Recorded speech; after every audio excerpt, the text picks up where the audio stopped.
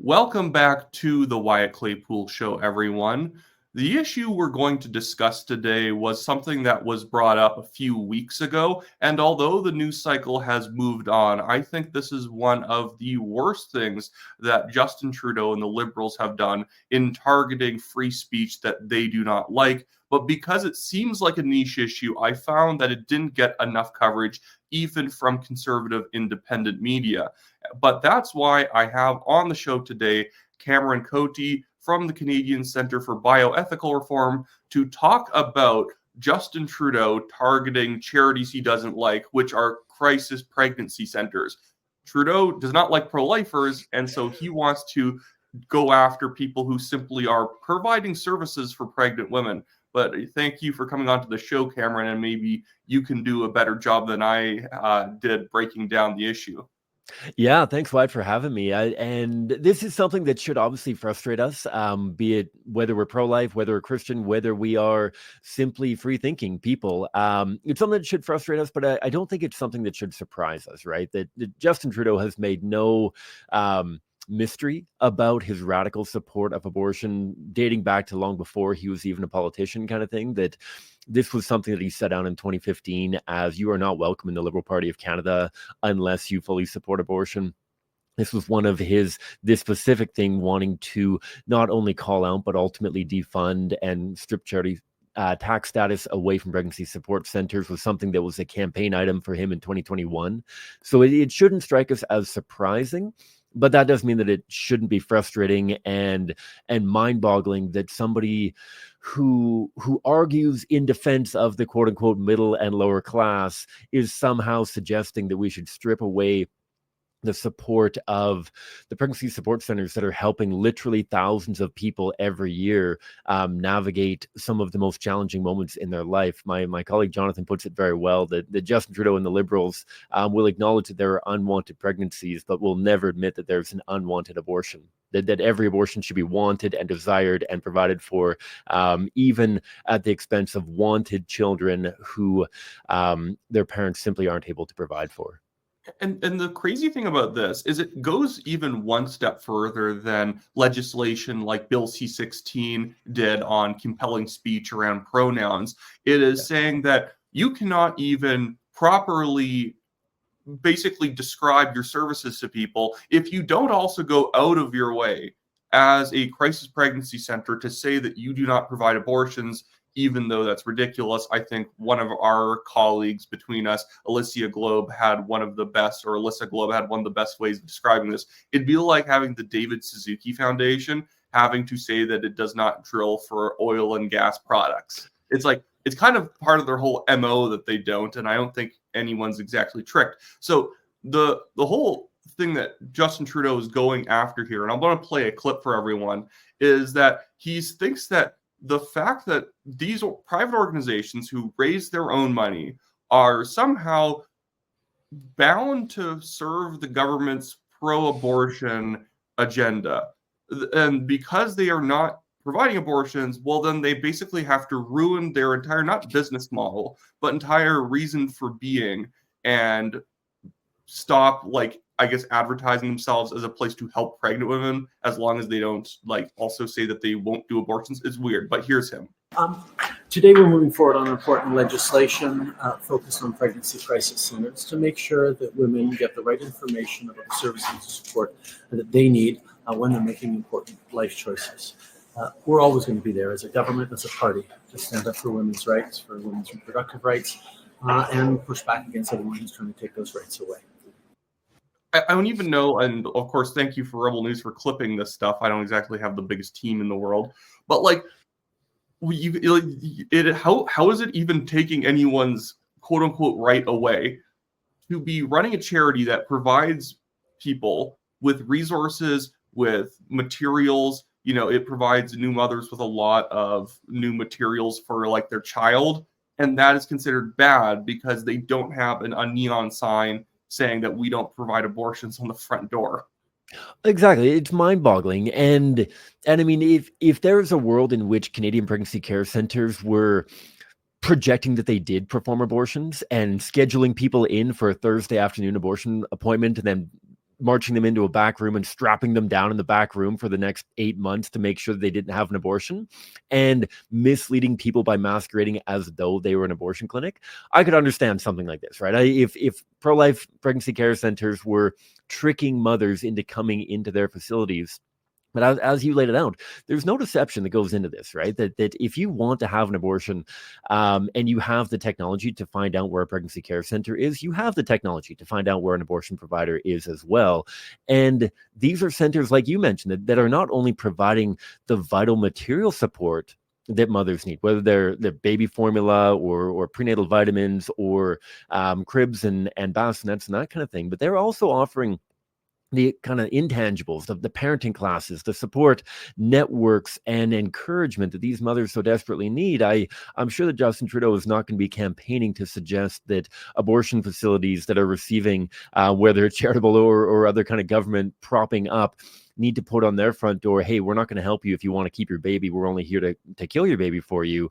And so it's mind-boggling to think that you would have to advertise the fact that you don't endorse a service. I mean, you bring up the David Suzuki example. I think that an even more apt example would be, as we so often do at CCBR, we try out the toddler. If you've got a adoption agency who has to advertise, hey, we're not going to directly and intentionally kill your 2-year-old, and that plants in somebody's mind, hey, I'm desperate right now. And the fact that these people are saying that they're not going to kill my 2-year-old suggests that there is somebody who might kill my 2-year-old. And you know what? I am so at a loss for how to navigate my situation that I'm going to seek out those entities who would be willing to kill my 2-year-old. There's so many layers to this that they are very strategic, I would argue, in trying to not only chop the legs out from underneath a vital service in our country, but also trying to push more and more people towards, but have you thought enough about abortion? How can we encourage you more to consider abortion by forcing our opponents, who aren't even really opponents, they're lovely men and women who are trying to help people in the hardest times of their life, forcing them to plant in your mind the fact that you don't have to go through this hardship. You don't have to be courageous. You don't have to make sacrifice for your child and receive the help and support that's available. You can hit as the Liberals would like to consider, the great reset button and have an abortion and your life goes back to how it was before. Yeah. And so I guess because you said it was in their 2021 platform, but even though it's in their platform, sometimes platforms have a lot of pie in the sky policy that never get pursued. Why do you think this moved from just being an idea in the platform to being something that they suddenly proposed now? Like, what do you think is the motivation here?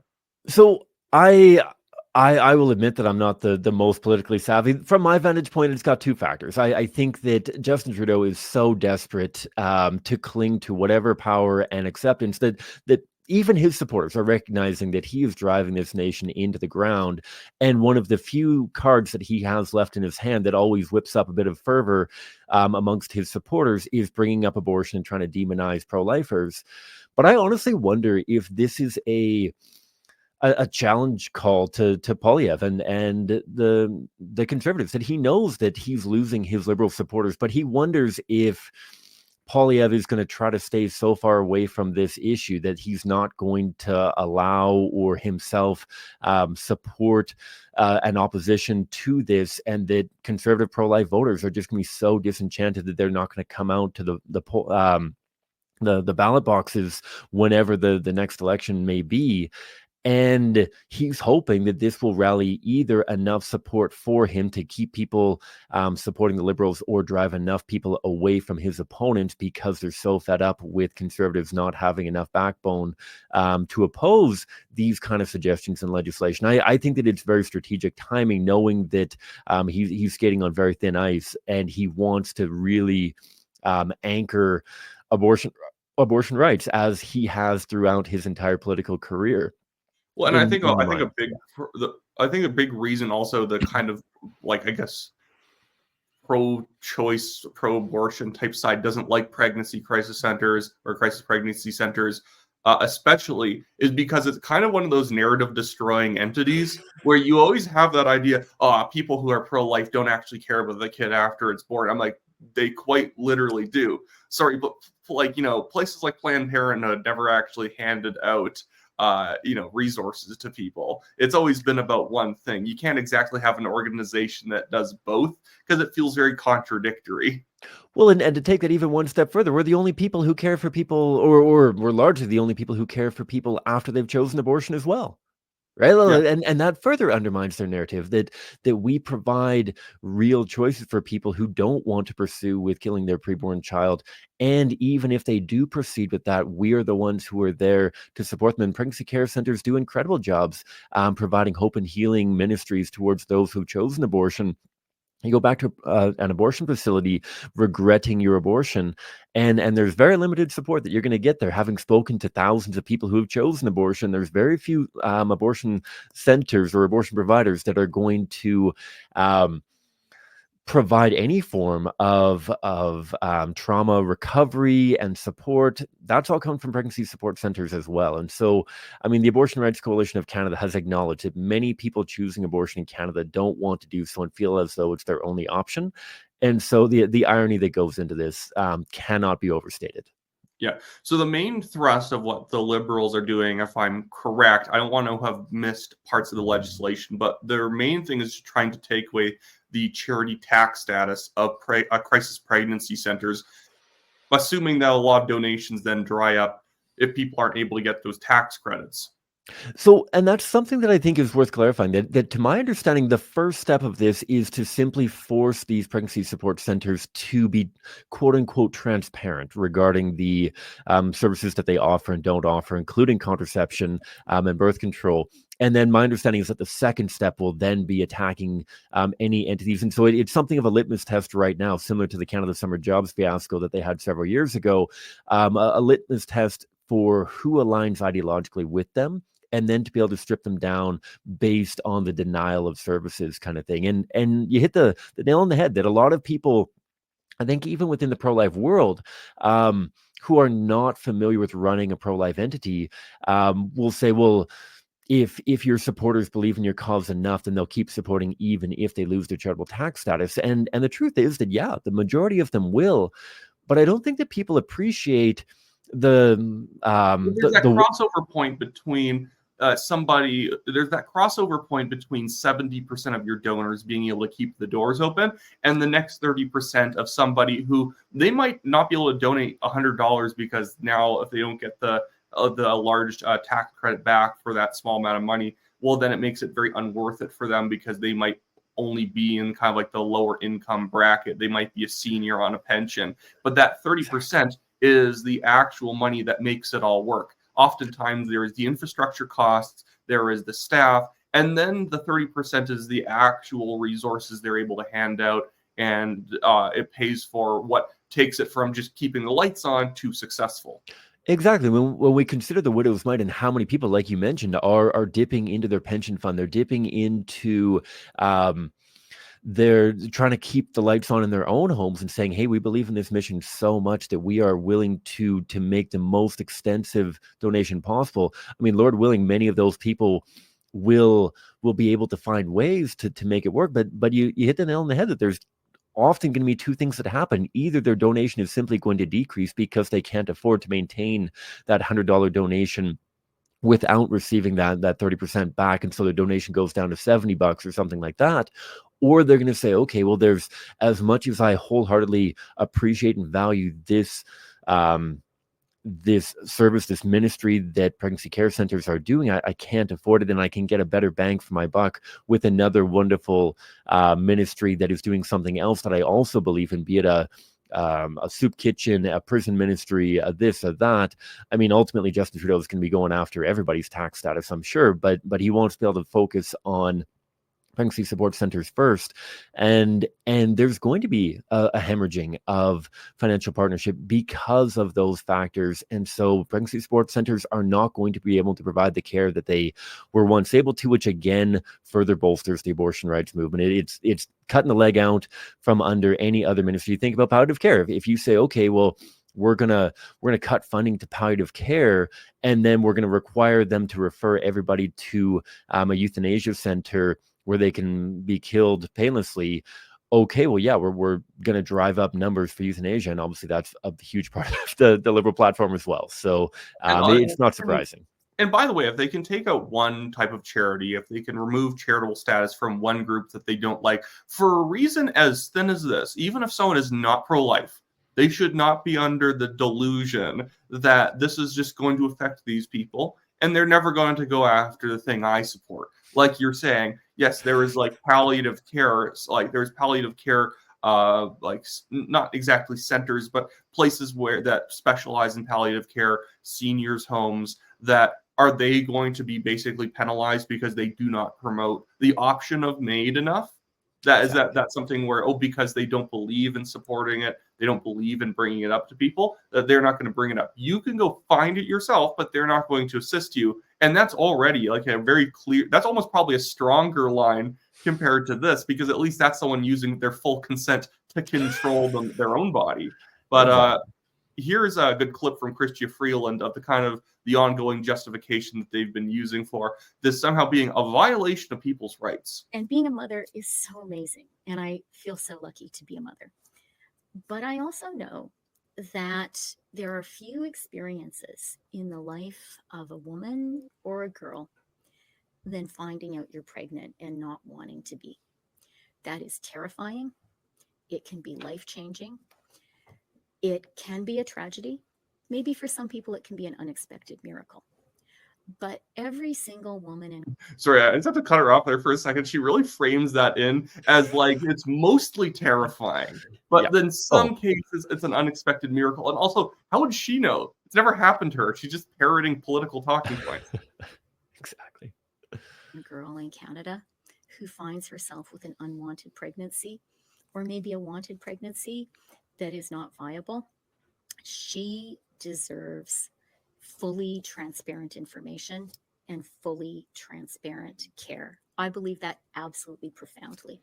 This measure, which was a 2021 platform commitment, is about ensuring that every single woman and girl in that kind of a terrifying situation is not misled, has clear and transparent information. And it's about ensuring that the money of Canadians is not being used to underwrite organizations that mislead young women and girls. Even just the way the framing there is like, she's protecting Canadians from having their money not used for the things that they want it to be used for. I'm like, it's a charity. People voluntarily donate. It's literally, this is that kind of stupid consent meme of like, did you forget somebody? And it's just like the whole I consent. And then random Canadian who didn't donate to the Pregnancy Crisis Center. I don't consent to you spending your own money to pursue your own goals of protecting, not even protecting exactly, just giving information, giving resources, doing free ultrasounds, doing all of this stuff that, if anything, is taking pressure off of the normal medical system. It is literally good for the medical system to have people doing all this prenatal care away from a hospital, away from another clinic. It's just obvious stuff. So they're going to shoot the medical system in the foot for no reason over all this. Oh, absolutely. And so they're going to have a greater burden on the Canadian medical system. And then they're going to, again, flood people towards abortion because abortion is cheaper than actually helping people. Right. And that's something that that the Liberal government is committed to. And you mentioned the framing of everything. I mean, the only thing that goes through my mind when I hear somebody frame abortion as terrifying as that is the whatever the gym teacher from what is the Lindsay Lohan movie of Mean Girls of if you have sex, you will get pregnant and you will die kind of thing. That like just implying that pregnancy is literally the most incurable and most terrible thing that could happen to anybody. Yeah, I get that pregnancy can be overwhelming. I get that pregnancy can be difficult. That there are challenges in our world, many of which have been put in place by the Liberal government by making it incredibly difficult to thrive in today's society. And these pregnancy support centers are literally the leading cause of alleviating that suffering, alleviating that difficulty and strain.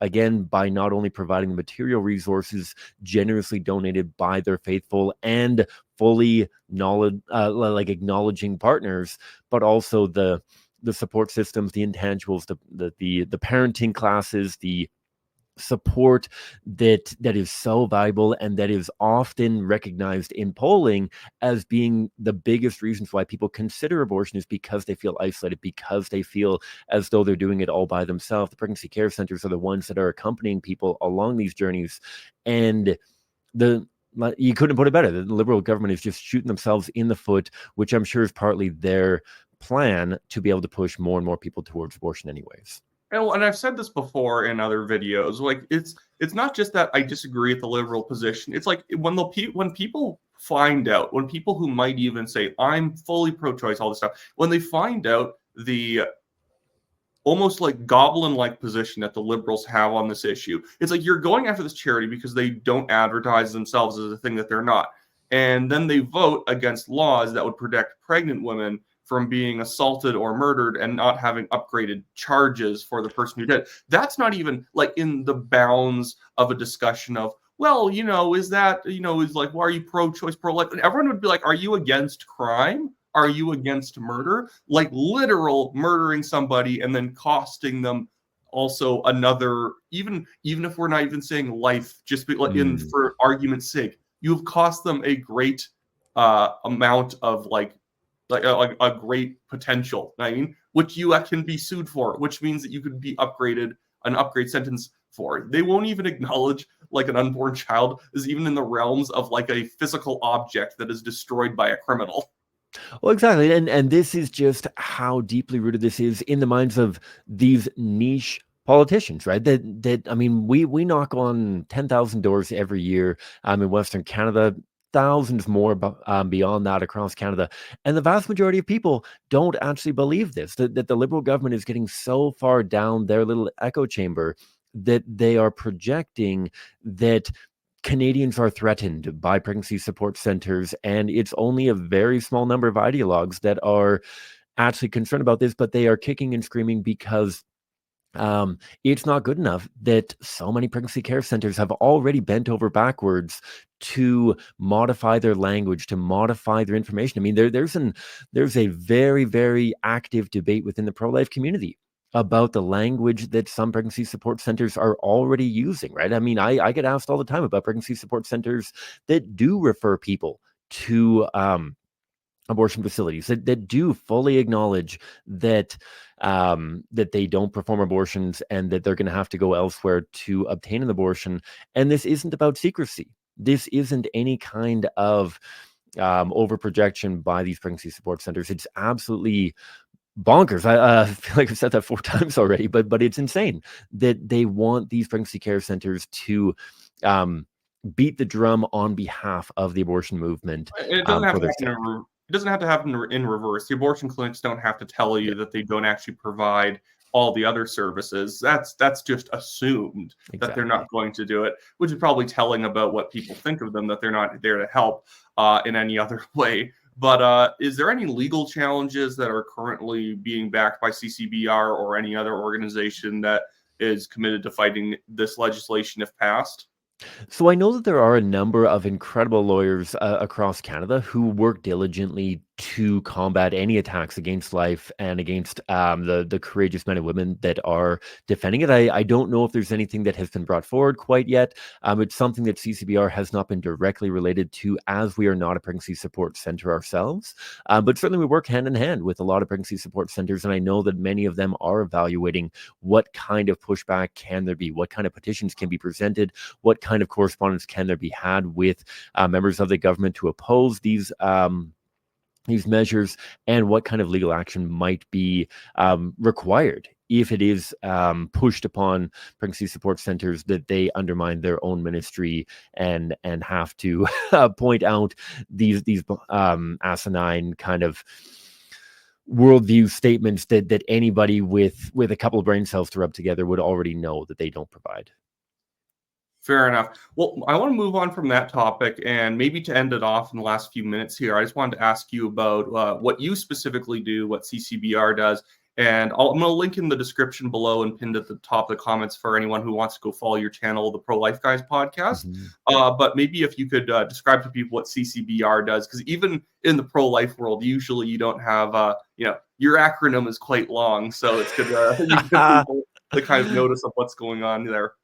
Oh, absolutely. So often we think about the pro-life movement as having three distinct but collaborative arms. We have the crisis arm of the pro-life movement that are these pregnancy care centers, that are the post-abortive healing ministries, that are specialized towards providing one-on-one or small group care towards those in moments of crisis. And yet there's a ton of people who don't even think about pregnancy care centers, right? We have almost 10,000 people a year, probably between 5 and 7,000 people each year that go to the Kensington abortion facility without ever having stepped into a pregnancy care center in Calgary.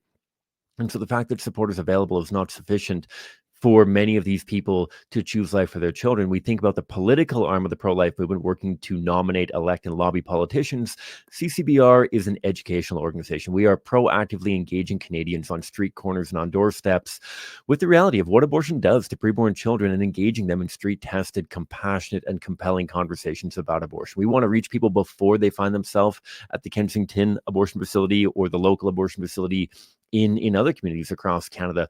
We want to reach people before they get into a ballot box and are deciding on priorities that should be very heavily weighted, but maybe not as heavily weighted as whether or not we can intentionally kill innocent human beings.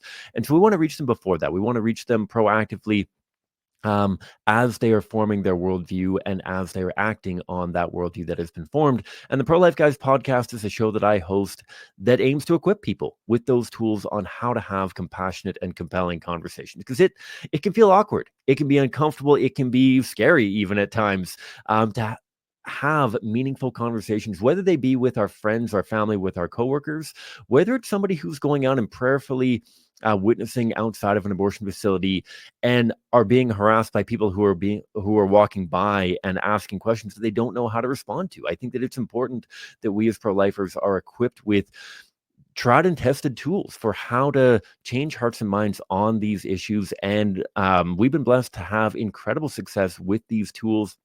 We witness around 25% of the people that we talk to who come into a conversation supporting abortion walk away fully pro-life, an additional 20 to 25% more becoming significantly more pro-life. Just over half of the people are walking away with a similar worldview to what they walked into a conversation with, which is absolutely incredible.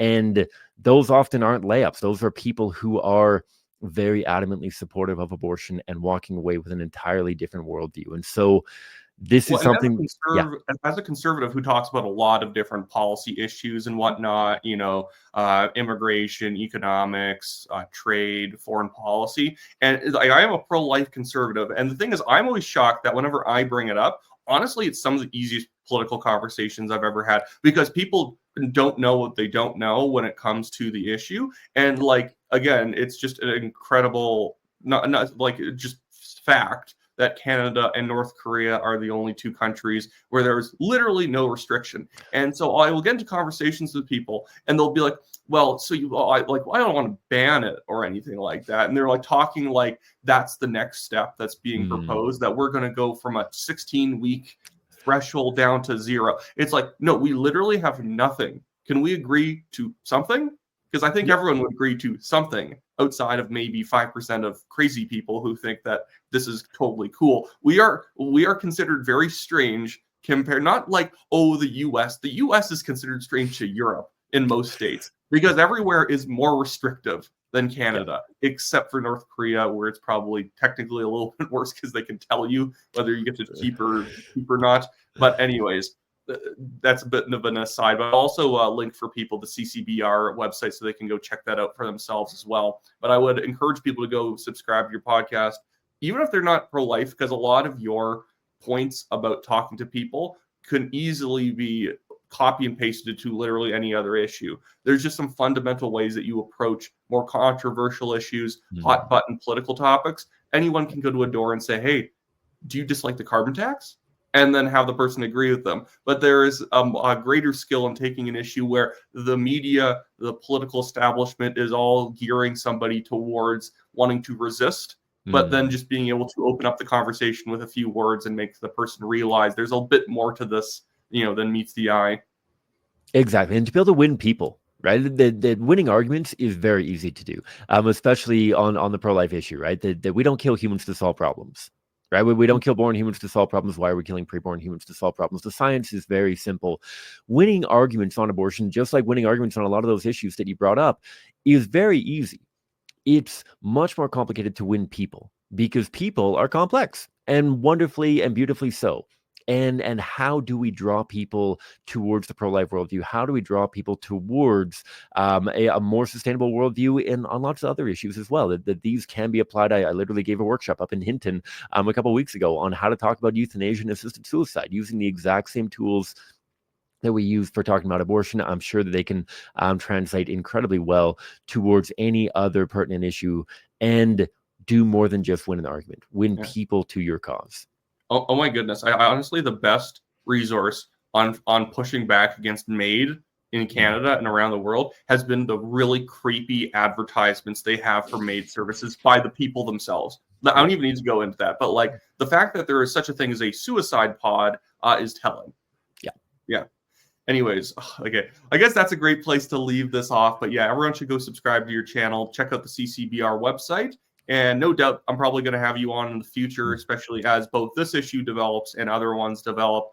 I always find that that's the thing that drives me up the wall about Canadian conservatism at the moment, is that there is not that pro-life leg of the stool on as firmly, even though all the pro-life groups exist. They're all working hard, but I find from the politicians' perspective, most of them kind of keep them at arm's length because they're like, well, I'm going to lose votes if I talk to those people. I'm like, guys, it is the issue that has not been mined at all. Even from a purely selfish perspective, it's so easy to win on saying, hey, shouldn't we ban sex-selective abortion? That sounds really gross that we do that. Like, it's so easy to find. The liberals are like overextended to a cartoonish extent right now. And seeing that nobody wants to take the lead on this and strike at them is always a bit annoying to me. Like, of course, we have great MPs like Arnold Viersen, Kathy Wagenthal, and Leslie Lewis, and other people who will actually speak out on it. But more is always better. Yeah, and to be able to hold people accountable, not only the pro-life politicians that have been carrying the banner for so long, and to affirm them and support them, but also call out the leaders that might hinder this. That I mean, Arnold Viersen has gotten backlash for his pro-life worldview from members within the Conservative Party, and to be able to reach out and invite, encourage, empower, demand that those conservatives stand up for pregnancy care centers. This is an incredible opportunity. This is absolutely a hill, maybe not to die literally on, but nobody's asking you to die literally on this hill. We're asking, this is a hill. At the very least, we're sending a few emails and maybe a few phone calls towards your MP's office. Yeah. Well, anyways, thanks for coming on to the show, Cameron, and definitely having you on next time. Everyone go check out his podcast, check out the CCBR website, and I'll see you guys next time.